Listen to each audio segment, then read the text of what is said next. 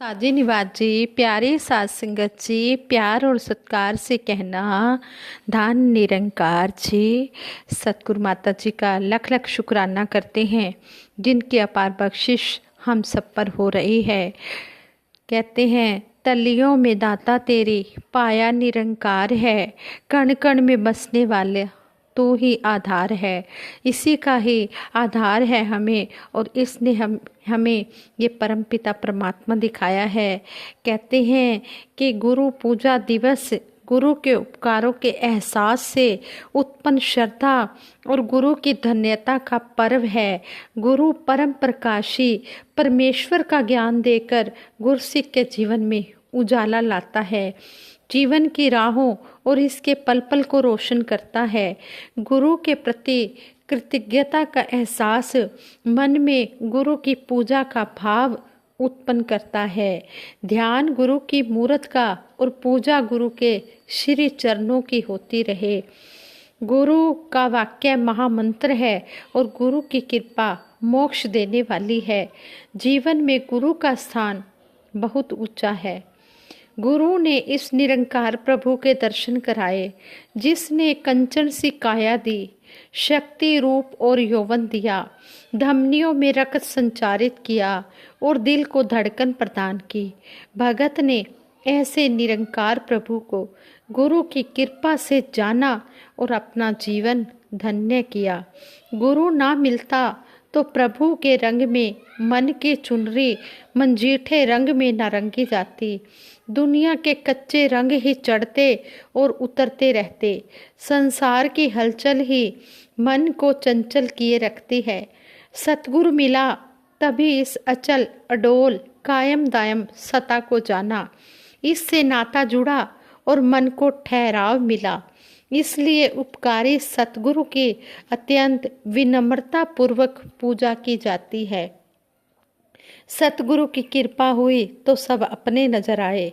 इसकी दी हुई नजर से देखा तो सब अपने नजर आए। बुद्धि विवेक इसकी कृपा से जागृत हुए। गुरु की कृपा से मनमत की डगर से हटाकर गुरुमत की साफ स्वच्छ राह पर गुरु ने खड़ा किया। फिर डर डर कर चलने का भय जाता रहा और हर कर्म गुरु का होकर इसे साक्षी मानकर होने लगा। यह कोई छोटी बात नहीं है, बल्कि संपूर्ण कायाकल्प की स्थिति है। यह गुरसिक के लिए मानवता की पावन यात्रा है। यह संकीर्णता से विशालता की ओर गमन है। यह क्रोध से सहनशीलता की ओर, अहंकार से विनम्रता की ओर, कर्ता भाव से अकर्ता भाव की ओर जाने की और दुर्गुणों का त्याग कर गुणों को अपनाने की कल्याणकारी स्थिति है। गुरु पूजा की परंपरा बड़ी निराली है।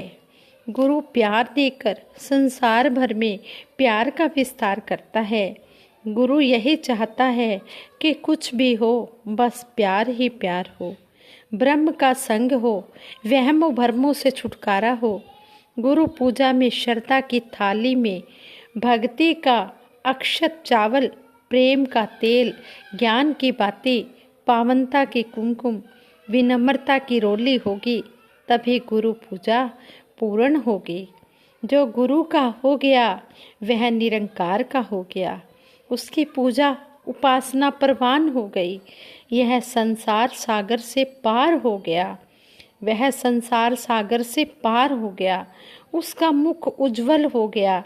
उसका जन्म सार्थक हो गया। गुरु के सेवक के कान लगातार गुरु के वचन सुनते हैं। उसकी आंखें सब में निरंकार को देखती हैं। उसकी रसना हरि नाम यश और श्वास श्वास सिमरन करती है। उसका रोम रोम निरंकार की महिमा गाता है। वह आत्म कल्याण के साथ साथ संसार का भी कल्याण करता है। यही कहता है, सबका भला करो करतार, मेरी मांग है ए दातार। जब सब में ये निरंकार सतगुरु की कृपा से नजर आने लगता है, सभी अपने दिखाई देने लगते हैं, फिर सबके भले की कामना भी होने लग जाती है।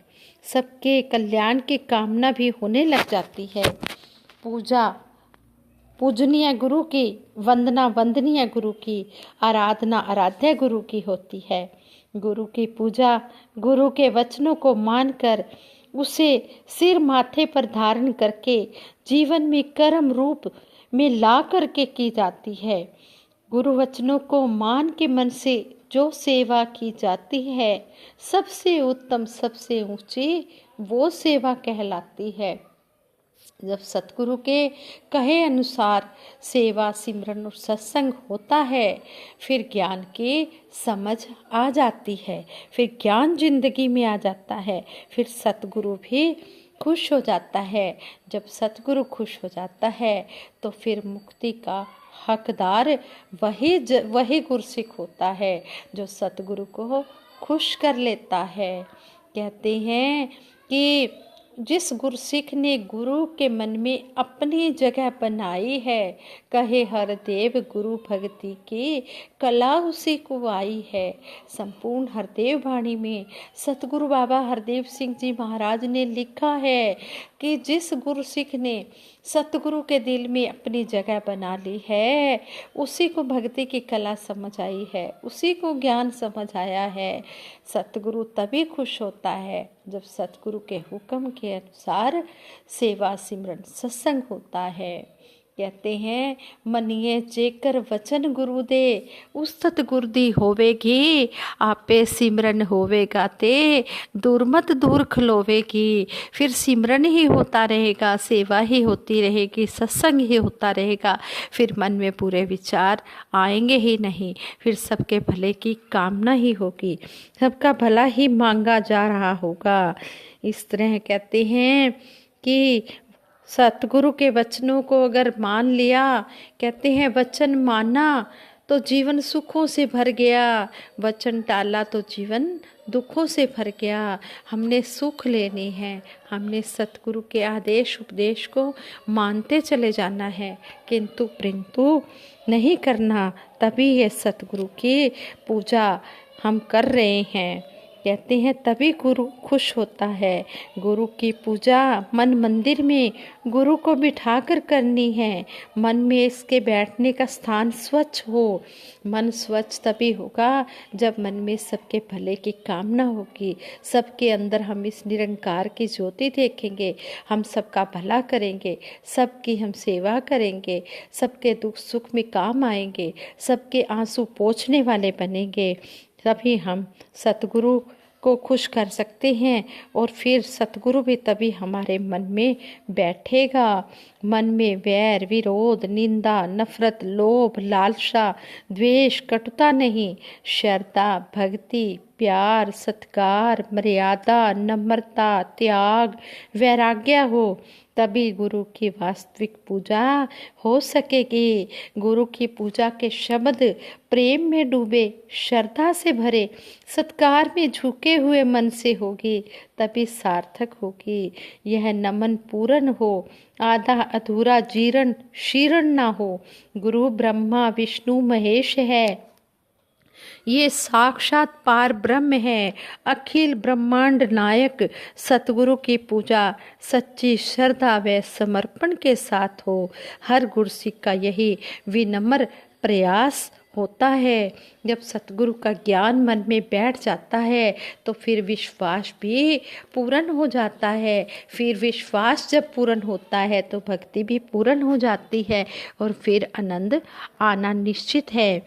विश्वास भरोसा यकीन रखना अच्छा है और इनकी परख करना भी ठीक है, लेकिन यह परख इतनी कठोर ना हो कि विश्वास टुकड़े टुकड़े हो जाए।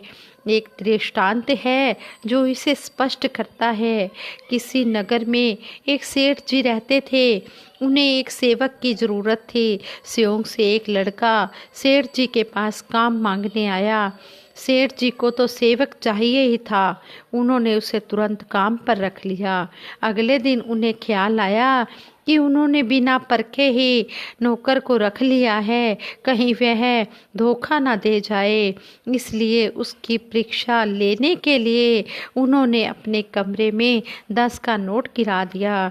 लड़के ने कमरे की सफाई की और वह नोट उठाकर सेठ जी को दे दिया।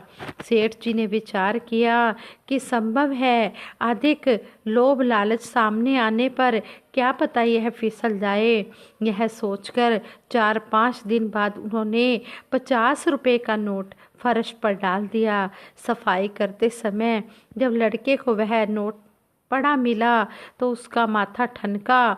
उसने सोचा कि सेठ जी सब चीज़ें बहुत संभाल कर रखते हैं, आखिर नोट यूं ही नहीं गिर सकता। फिर उसने चुपचाप सेठ जी को वह नोट सौंप दिया। सेठ जी थे कि अब भी उस पर भरोसा नहीं कर पा रहे थे। वह सोचने लगे, हो ना हो लड़का गहरा मालूम पड़ता है, घर में बहुत सी कीमती चीज़ें हैं, कुछ भी उठा ले गया तो बेकार नई मुसीबत खड़ी हो जाएगी, इसकी और जांच परख करनी चाहिए। यह सोचकर सेठ जी ने 5-7 दिन बाद 100 रुपये का नोट कमरे के फर्श पर डाल दिया। अगले दिन उन्होंने देखा कि लड़का घर से गायब है। वह मन ही मन खुद से कहने लगे, मेरा अंदाज़ा ठीक निकला, लड़का सचमुच किसी बड़ी चीज़ की फिराक में था। तभी उन्हें अपनी गद्दी के किनारे एक पर्ची, एक स्लिप रखी दिखाई दी। उन्होंने स्लिप उठाई तो उसके साथ 100 रुपये का एक नोट भी था और उस स्लिप पर लिखा था, सेठ जी, अविश्वास से विश्वास नहीं पाया जा सकता, हर कुएं का पानी खारा नहीं होता। सेठ जी की आंखें खुल गई। उन्होंने लड़के को बहुत ढूंढा पर वह कहीं नहीं मिला। कहने का भाव कि इस तरह भी हमें किसी पर विश्वास नहीं करना चाहिए। ठीक है, परख करनी चाहिए, पर इतना भी नहीं कि बार बार उसको हम अपनी नज़रों से ही गिरा दें। इस तरह उस नौकर को भी महसूस हुआ कि ये सेठ जो है मेरे विश्वास की परख कर रहा है, इसलिए हम इतना भी किसी को नज़रों में ना गिराएं। विश्वास हम इतना अपना मजबूत रखें। कहते हैं कि सतगुरु बख्शनहार है, ये हमारे अवगुणों को नहीं देखते। जरा हम सोचें कि ये दुनिया के मालिक होकर भी कभी हमारे अवगुणों को नहीं देखते, फिर हम क्यों दूसरों के अवगुण देखते हैं? हम क्यों दूसरों के विश्वास को चेक करने लग जाते हैं? सतगुरु ने जब हमें ये ब्रह्म ज्ञान दिया, ये 5 प्रण दिए, तो हमने मौखिक रूप से समर्पण किया और सतगुरु ने हम पर विश्वास कर लिया। इतना अमूल्य ब्रह्म ज्ञान हमारी झोली में डाल दिया और हम ये दुनियावी कामों में जरा जरा सी बात पर परख करने लग जाते हैं। ऐसे हमें नहीं करना है। अगर हम खुद विश्वासी हैं तो हमें दूसरा इंसान भी विश्वासी ही लगेगा। इस तरह हमें सतगुरु समझा रहे हैं कि दूसरों की आंखों में पड़े तिनके को तो हम देख लेते हैं, पर अपनी आंखों में पड़ा शहतीर हमें क्यों नहीं दिखाई देता? हम दूसरों की गलतियों को देख लेते हैं, हम दूसरों पर अविश्वास कर लेते हैं। सतगुरु हमारे बड़े से बड़े गुनाहों को पल भर में माफ़ कर देते हैं, फिर हम क्यों छोटी छोटी बातों पर बिगड़ जाते हैं? सतगुरु के गुणों का अंत नहीं, हमारे अवगुणों का अंत नहीं, इनकी रहमतों का अंत नहीं, हमारी बुराइयों का अंत नहीं। सतगुरु इतने प्यारे प्यारे हैं तो आखिर हम ऐसे क्यों नहीं हैं? हम भी तो इनके ही हैं, हमारे अंदर भी तो इन्हीं का ज्ञान प्रकाशित है, तो फिर हमारे कर्म इनके जैसे क्यों नहीं हैं? इन सारे सवालों का जवाब है कि हम मन के कहे अनुसार चलते हैं, मनमति में लगे रहते हैं। इसके उल्ट यदि गुरमत हमारे जीवन में प्रवेश कर जाए तो हमारी चाल ही बदल जाएगी। जिस तरह गंदे पानी को शुद्ध करके हम पीने लायक बनाते हैं, उसी प्रकार सतगुरु भी हमें आदर्श मानव बनकर जीने लायक बनाते हैं, बशर्ते हम सतगुरु को मन में बसा लें या मन को सतगुरु में बसा दें। ये बात परम सत्य है कि यदि परमात्मा हमें 100 जन्म भी दे दे तब भी हम गुरु के ऋण को नहीं चुका सकते। एहसान जो कीते पूरे सतगुरु बदला नहीं चुका सकता, कहे अवतार गुरु दा करजा जन्म जन्म नहीं ला सकता। संपूर्ण अवतार बाणी में भी शहंशाह जी ने कह दिया है कि जो सतगुरु ने हमें ये अनमोल ब्रह्म ज्ञान दिया है, हम सतगुरु के एहसानों का कर्जा कभी नहीं उतार सकते। सतगुरु के एहसानों का कर्जा हम उतार ही नहीं सकते, चाहे हम 7 जन्म ही क्यों ना ले लें। इसलिए हम सतगुरु के तो कर्जदार हैं और कर्जदार रहेंगे। सतगुरु ने हमें इतना अनमोल ये ब्रह्म ज्ञान बख्शा है, लेकिन हम अगर ऋण को नहीं चुका सकते तो कम से कम हम इनकी बात तो मान ही सकते हैं। सतगुरु हमें कर्म के जरिए भी बहुत कुछ सिखाते हैं, कभी कभी कुछ ना कहकर भी बहुत कुछ कह जाते हैं। माना कि हम पूरा इनके जैसा नहीं बन सकते, लेकिन जितनी हमारी सामर्थ्य है उतना तो बन ही सकते हैं। एक बूंद सागर नहीं कहलाती, मगर सागर के गुण तो उसमें मौजूद ही होते हैं। हम और कुछ करें या ना करें, हम कम से कम कोशिश तो कर ही सकते हैं। इसलिए हे गुरुदेव, ऐसी रहमत करो कि हम आपके हर हुक्म को सिर आँखों पर रख सकें। जब कभी ठंडे दिमाग से हम सोचें तो हमारी आत्मा हमसे यही सवाल पूछे कि आखिर हम ऐसे क्यों नहीं हैं। हमने सतगुरु के कहे अनुसार चलते चले जाना है। जैसा हमें सतगुरु कहे हमने वो कर्म करके अपने जीवन को सफल बनाना है। जिस काम के लिए हमें यह जन्म मिला है उस काम को पूरा करके हमने अपनी मंजिल को पाना है। हमने अपना लोक सुखी परलोक सुहेला करना है। 84 लाख योनियों के बाद हमें मानुष जन्म मिला है। हमने इस मानुष जन्म के सतगुरु के चरणों में जुड़कर इसकी कदर करनी है और अपना 84 लाख के बंधनों से छुटकारा पाना है और इस निरंकार में ही लीन हो जाना है। साथ संगत जी, दासी से विचार करते हुए कई प्रकार की गलतियां भी हुई होंगी। दासी उन गलतियों के लिए आप जी से क्षमा मांगती है और दासी को आशीर्वाद देना कि दासी जो भी बोल रही है उन्हें अपने कर्म में भी ढाले।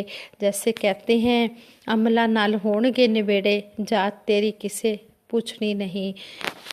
अमल करने से ही बात बनेगी। बचना ते तेरी माता, बंदा जो खलो गया कख नहीं सी मूल जिदा लखां दा हो गया। कहते कि जिसने गुरु के वचनों को अपने जीवन में ढाल लिया उसकी कख की कीमत नहीं थी, लेकिन सतगुरु ने उसकी लाखों की कीमत बना दी जब उसने वचनों को माना। इसी तरह हमें भी सतगुरु के वचनों को मानना आ जाए, हम पूरी तरह से सतगुरु के चरणों में समर्पित हो जाए। इन्हीं वचनों से दासी, इन्हीं शब्दों से दासी आप जी के चरणों में धन निरंकार करती है और सबके भले की कामना के लिए सिमरन करवाएगी। सभी ने मिलकर सिमरन में साथ देना है। तू ही निरंकार मैं तेरी शरण हाँ, मैनू बख्श लो। तू ही निरंकार मैं तेरी शरण हाँ, मैनू बख्श लो। तू ही निरंकार मैं तेरी शरण हाँ, मैनू बख्श लो। तू ही निरंकार मैं तेरी शरण हाँ, मैनू बख्श लो। बोलिए सतगुरु माता सुदीक्षा सविंदर हरदेव जी महाराज की जय। निरंकारी राजमाता गुरु बचन अवतार की जय। साथ संगत जी प्रेम से कहना धन निरंकार जी।